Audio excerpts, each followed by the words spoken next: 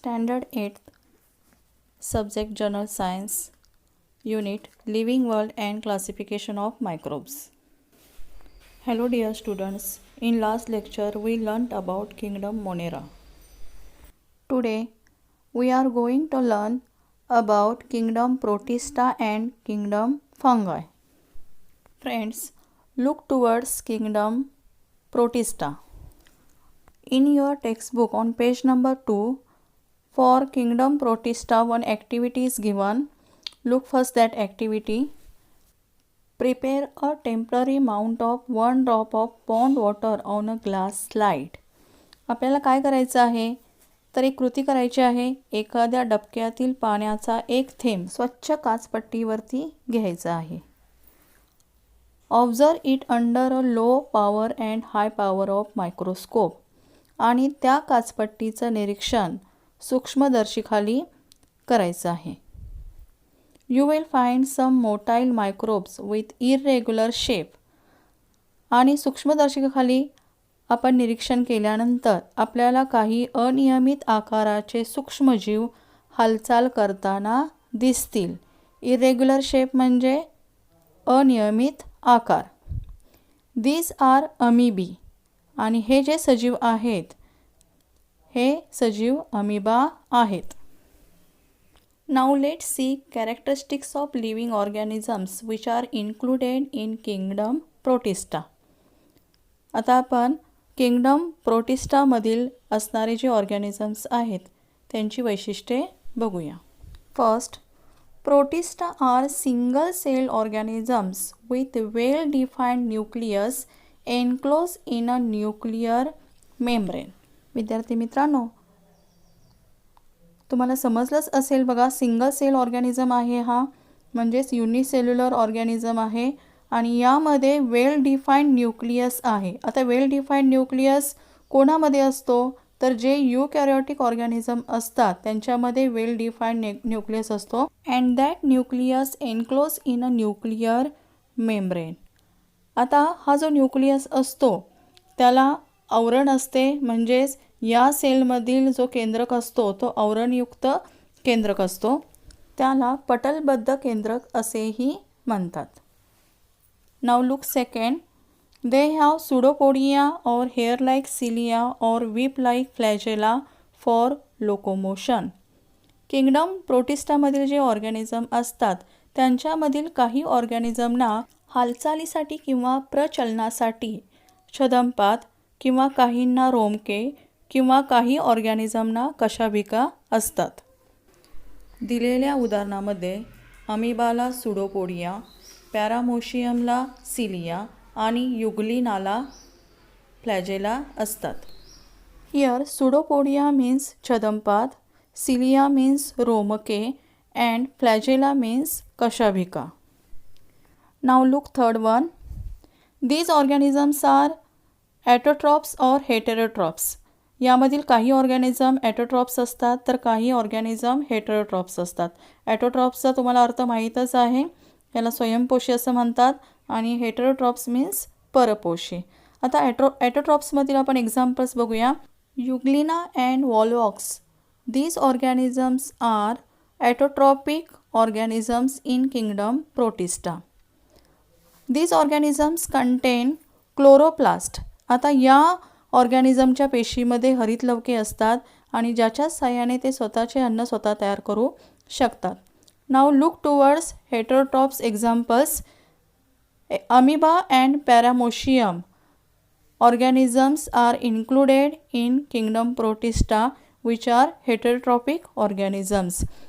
Now look towards kingdom fungi. In your textbook on page number 2, for kingdom fungi, one activity is given. Let's see. Take a moist piece of bread or bhakri and keep it in a container with lid for 2 to 3 days. विद्यार्थी मित्रांनो, आपल्याला काय करायचं आहे तर पावाचा किंवा भाकरीचा तुकडा थोडा ओलसर करायचा आहे आणि एका झाकण असलेल्या डब्यामध्ये 2 ते 3 दिवसासाठी ठेवायचा आहे. After 2 to 3 days, a fine cotton thread-like tuft is found growing on the surface of the bread. 2 ते 3 दिवसानंतर आपण जर तो डबा उघडून पाहिला तर त्या तुकड्यावरती कापसासारखे पांढरे तंतू वाढलेले दिसतील किंवा त्या कापसासारख्या तंतूची वाढ झालेली आपल्याला दिसून येईल. Prepare a temporary mount of few threads from this sculpture and observe it under the microscope. डब्यातील तुकड्यावर वाढलेले काही तंतू काचपट्टीवर घेऊन त्याचं निरीक्षण सूक्ष्मदर्शीखाली करायचं आहे. We will see the growth of fungi on glass slide clearly. Now look towards the part of institutional work. Institutional work means कार्यसंस्थांचे. National Institute of Virology means राष्ट्रीय विषाणू संस्था Pune is involved in research on viruses. राष्ट्रीय विषाणू संस्था पुणे ही विषाणू संदर्भातील संशोधनाचे कार्य करते. This institute has been founded in 1952 under the jurisdiction of Indian Council of Medical Research. भारतीय वैद्यकीय संशोधन परिषदेच्या अधिकार क्षेत्राखाली 1952 साली या संस्थेची स्थापना करण्यात आली होती. Now look towards the characteristics of living organisms which are included in kingdom fungi. First characteristics. These are non-green, eukaryotic, heterotrophic organisms. Kingdom fungi मध्ये परपोषी व दृश्य केंद्रकी सजीवांचा समावेश होतो. Most of them are saprotrophs. बहुसंख्य फंगाय हे मृतोपजीवी आहेत. They feed upon decaying organic matter. Decaying organic matter means कुजलेले कार्बनी पदार्थ. बहुसंख्य फंगाय किंवा कवके कुजलेल्या कार्बनी पदार्थावर आपले पोषण करतात. Third, their cell wall is made up of tough and complex sugar called chitin. फंगाईमधील असणाऱ्या सेलची जी सेल मेम्ब्रेन आहे ती कायटन या जटिल शर्करेपासून बनलेली असते. Next, some fungi are thread like and many nuclei are present in the cytoplasm. काही कवके ही तंतुरूपी असतात आणि त्यांच्या सेलमधील सायटोप्लाझममध्ये असंख्य केंद्रके असतात. Next, examples of organisms which are included in kingdom फंगाय. 1. बेकस yeast. 2. Aspergillus, that is also called as fungus on corn. Next, Penicillium and mushrooms.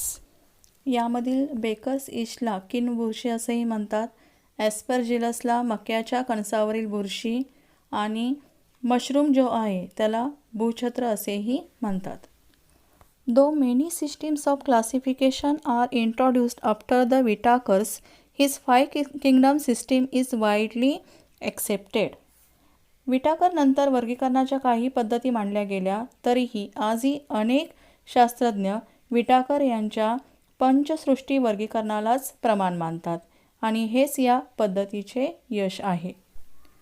विद्यार्थी मित्रांनो, आज आपण किंगडम प्रोटिस्टा आणि किंगडम फंगाय यामधील ऑर्गॅनिझमच्या कॅरेक्टरिस्टिक्सचा अभ्यास केला. या ज्या कॅरेक्टरिस्टिक्स आहेत ते तुम्ही वहीमध्ये चांगल्या अक्षरामध्ये लिहायच्या आहेत.